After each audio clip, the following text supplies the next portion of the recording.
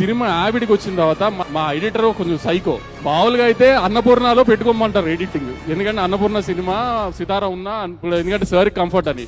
కానీ వీడికి ఏంటంటే వీడి కూర్చునే కుర్చీ, వీడికి టీ ఇచ్చే బాయ్, ఇవన్నీ వీడి కంఫర్ట్ జోన్స్ ఉండాలి. సో వాడు కొంచెం నేను సితారాలోనే ఎడిట్ చేస్తా అన్నాడు.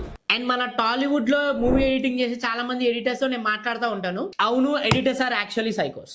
కొన్ని వందల క్లిప్పుల్ని 1 by 1 చూసి ఏది బాగుంది ఏ క్లిప్ బాగాలేదని చూసి ఒక మంచి అవుట్పుట్ ఇచ్చే టైంలో వీళ్ళు సైకోస్ గానే మారుతా ఉంటారు. ఒక మంచి అవుట్పుట్ ఇవ్వడానికి ఒక ఎడిటర్ ఎంత కష్టపడతాడో నాకు తెలుసు. సరిగ్గా స్లీప్ ఉండదు, మెంటల్ హెల్త్ బాగోదు, కంటిన్యూస్ గా కూర్చోవడం వల్ల ఫిజికల్ హెల్త్ కూడా పాడైపోతూ ఉంటది. So most of the editors కావాలనుకునేది ఒక మంచి టీ అండ్ సర్టెన్ కంఫర్ట్. మనకి ఒక మూవీ ఎడిట్ చేయడానికి డెడ్ లైన్స్ ఉంటాయి, బట్ ఒక ఎడిటర్ కి ఎప్పుడైతే డెడ్ లైన్ లేకుండా ఫ్రీడమ్ ఇస్తామో we can give 100% of our output అని వాళ్ళు చెప్తా ఉంటారు. మూవీని ఈ టైం నుంచి ఈ టైంలోనే రిలీజ్ చేయాలి, ఈ డేట్ లోనే విఎఫ్ఎక్స్ అయిపోవాలి, ఈ డేట్ లోనే డిఏ అయిపోవాలని ప్రెజర్ పెట్టడం వల్ల మేబీ కొన్నిసార్లు ఒక మూవీని 100% వీళ్ళు జస్టిఫై చేయలేరంట. ఏ ప్రొడ్యూసర్ అయినా ఏ డైరెక్టర్ అయినా ఒక ఎడిటర్ కి ఇవ్వాల్సిన ఫ్రీడమ్ కనుక ఇస్తే వాళ్ళు బెస్ట్ అవుట్పుట్ అనేది 100% ఇస్తారు. మీరు కనుక ఒక మూవీ ఎడిటర్ అయినా లేకపోతే వెడ్డింగ్ కి సంబంధించి చేస్తున్నా ఆర్ సోషల్ మీడియా సంబంధించి చేస్తున్నా, మీరు ఫేస్ చేసే ఎడిటింగ్ దగ్గర వచ్చే ప్రాబ్లమ్స్ ని కింద కామెంట్ బాక్స్ లో కామెంట్ చేయండి. అండ్ ఈ వీడియోని సేవ్ చేసుకోండి, మీ ఎడిటర్ ఫ్రెండ్ కి షేర్ చేయండి.